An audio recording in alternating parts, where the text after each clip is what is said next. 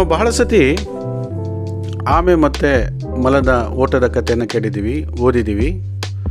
So ಇದರಲ್ಲಿ ಬಹಳ ವೇಗವಾಗಿ ಓಡುವಂತಹ ಮೊಲ ಆ ಪಂದ್ಯವನ್ನು ಸೋಲುತ್ತೆ. ಬಹಳ ನಿಧಾನವಾಗಿ ನಡೀತಕ್ಕಂಥ ಆಮೆ ಪಂದ್ಯವನ್ನು ಗೆಲ್ಲುತ್ತೆ. ನಾವೇನಂತ ಅಂದ್ಕೊಂಡ್ಬಿಟ್ಟಿದ್ದೀವಿ ಅಂತ ಹೇಳಿದ್ರೆ ಇದು ಒಂದು ಕಾಲ್ಪನಿಕ ಕತೆ. ವೇಗವಾಗಿ ಓಡುವಂತಹ ಮೊಲ ಯಾಕೆ ಆ ಒಂದು ಪಂದ್ಯವನ್ನು ಸೋಲುತ್ತೆ, ನಿಧಾನವಾಗಿ ನಡೀತಕ್ಕಂಥ ಆಮೆ ಯಾಕೆ ಆ ಒಂದು ಪಂದ್ಯವನ್ನು ಗೆಲ್ಲುತ್ತೆ ಅಂತಕ್ಕಂಥದ್ದೇ ನಮಗೆ ಯಕ್ಷ ಪ್ರಶ್ನೆ. ಆದರೆ ಇದು ಕಾಲ್ಪನಿಕ ಕತೆ ಅಲ್ಲ. ಅನೇಕ ಸಂಶೋಧನೆಗಳಿಂದ ಇದು ಸಾಬೀತಾಗಿದೆ, ಇದು ನೈಜವಾದಂತಹ ಸಂಗತಿ ಅಂತಕ್ಕಂಥದ್ದು.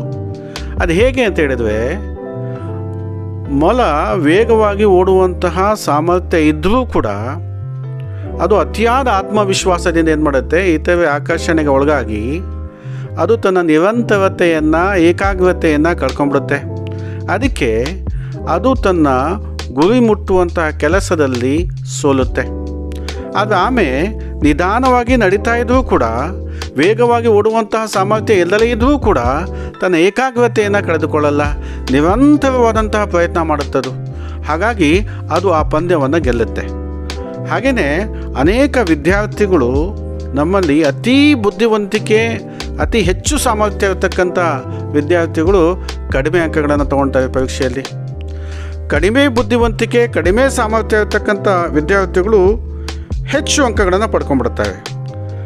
ಹೇಗೆ ಅಂತ ಹೇಳಿದ್ರೆ, ಅತಿಯಾದ ಆತ್ಮವಿಶ್ವಾಸ ಮತ್ತು ಏಕಾಗ್ರತೆಯ ಕೊರತೆ, ಹೀಗೆ ಮತ್ತು ನಿರಂತರತೆಯ ಕೊರತೆಯಿಂದ ಏನು ಮಾಡ್ತವೆ, ಅನೇಕ ಹೆಚ್ಚು ಬುದ್ಧಿವಂತಿಕೆ ಇರತಕ್ಕಂಥ ವಿದ್ಯಾರ್ಥಿಗಳು ಕಡಿಮೆ ಅಂಕಗಳನ್ನು ತೊಗೊಂಡ್ಬಿಡ್ತವೆ.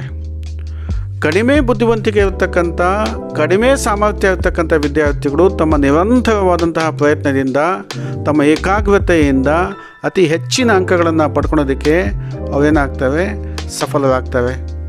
ಇದರಲ್ಲಿ ನಾವೇನನ್ನು ಅರ್ಥ ಮಾಡ್ಕೋಬೇಕು ಅಂತ ಹೇಳಿದ್ರೆ, ನಾವು ಯಶಸ್ಸನ್ನು ಪಡ್ಕೋಬೇಕು, ಸಕ್ಸಸ್ಸನ್ನು ಪಡ್ಕೋಬೇಕು ಅಂತ ಹೇಳಿದ್ರೆ ಕೇವಲ ಬುದ್ಧಿವಂತಿಕೆ, ಸಾಮರ್ಥ್ಯ ಇದ್ದರೆ ಸಾಲದು, ಅದರ ಜೊತೆ ನಿರಂತರವಾದಂತಹ ಒಂದು ಪ್ರಯತ್ನ ಬೇಕಾಗುತ್ತೆ. ಕಂಟಿನ್ಯೂಯಸ್ ಆಗಿರ್ತಕ್ಕಂಥ ಎಫರ್ಟು ಯಾವಾಗ ನಾವು ಹಾಕ್ತೀವಿ ಒಂದು ಕೆಲಸದ ಹಿಂದೆ, ಆ ಕೆಲಸ ಏನಾಗುತ್ತೆ, ಸಕ್ಸಸ್ ಆಗಿ ಪೂರ್ಣಗೊಳ್ಳೋದಕ್ಕೆ ಸಾಧ್ಯ ಆಗುತ್ತೆ.